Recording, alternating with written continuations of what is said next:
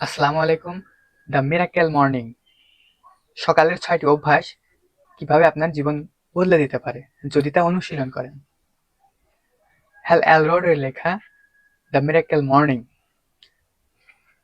তিনি ১৯৯৯ সালে একটি ভয়ঙ্কর গাড়ি দুর্ঘটনার শিকার হন এবং ভয়ঙ্করভাবে জখম হন। ডাক্তাররা তাকে মৃত ঘোষণা করেছিল। মৃত ঘোষণা করার ৬ মিনিট শেষে ৭ মিনিটের মাথায় তার হৃৎপিণ্ড আবার সচল হয়ে যায়। বেঁচে ওঠার পরে ডাক্তাররা বলেছিল তিনি বেঁচে থাকলেও হয়তোবা নিজের পায়ে নিজে নিজে চলাচল করতে পারবেন না। বাকিটা ইতিহাস।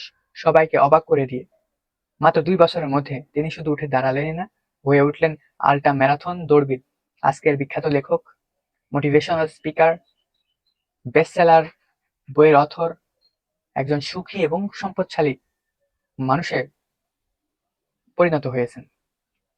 তার এই সাফল্যের পেছনে হ্যাল অ্যালরোড মনে করেন তার সকালের ৬টি অভ্যাস গুরুত্বপূর্ণ ভূমিকা পালন করে। চলুন জেনে নেওয়া যাক সেই ৬টি অভ্যাস কি কি। লেখক তার ৬টি অভ্যাসকে সংক্ষেপে SAVERS, সেভার্স, এতে সাইলেন্ট বা নীরবতা, এতে অ্যাফার্মেশন বা নিজে নিজে কথা বলা, ভিতে ভিজুয়ালাইজেশন বা কল্পনা করা, ইতে এক্সারসাইজ বা শরীর চর্চা করা, আর্থে হচ্ছে রিডিং বা পড়া, এসতে হচ্ছে স্ক্রাইবিং আর রাইটিং, লেখালেখি করা। চলুন এগুলো বিস্তারিত জেনে নেওয়া যায় কিভাবে একটি সকাল অলৌকিক সকালে রূপান্তর করা যায়। এসতে হচ্ছে সাইলেন্ট, সাইলেন্ট বা নীরবতা। লেখক বলেছে দিনের শুরুতেই আমাদের সবার আগে সাইলেন্ট মোডে বা নীরবতায় চলে যাওয়া উচিত। প্রার্থনা বা প্রেয়ার, যোগ ব্যায়াম, মেডিটেশনের মাধ্যমে আমাদের মস্তিষ্ক এমন একটি স্থির অবস্থায় অবস্থার সৃষ্টি হয় যার মাধ্যমে পরবর্তীতে আপনি যাই করতে যাবেন একাগ্রতার সঙ্গে করা সম্ভব হয়ে থাকে।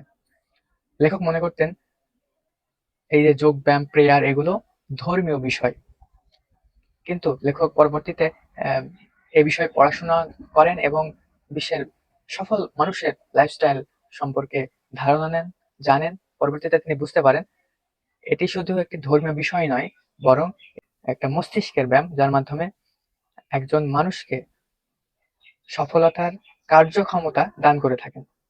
পরবর্তীতে যেটি আসতেছে অ্যাফার্মেশন বা নিজে নিজে কথা বলা। নিজে নিজে কথা বলা কি?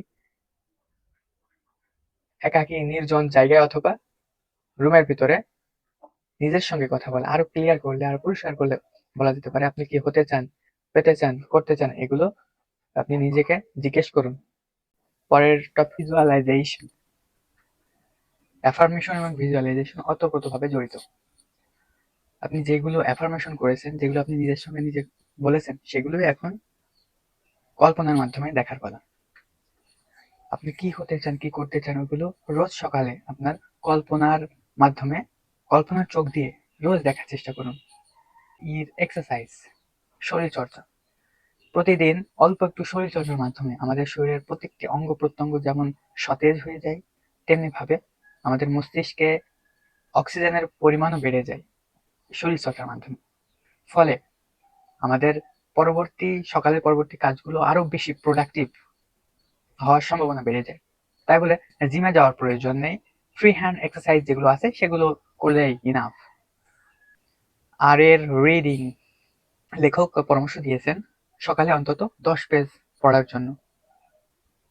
সকালে ঘুম থেকে উঠেই প্রায় মানুষই, বেশিরভাগ মানুষই খবরের কাগজ কিংবা সোশ্যাল মিডিয়াতে ব্যস্ত হয়ে পড়ে, কিন্তু আপনি বিশ্বের বিভিন্ন সফল ব্যক্তিদের এমনটি করতে দেখবেন না। তারা যত ব্যস্তই থাকুক না কেন, সকালে কিছু না কিছু পড়ে তারা।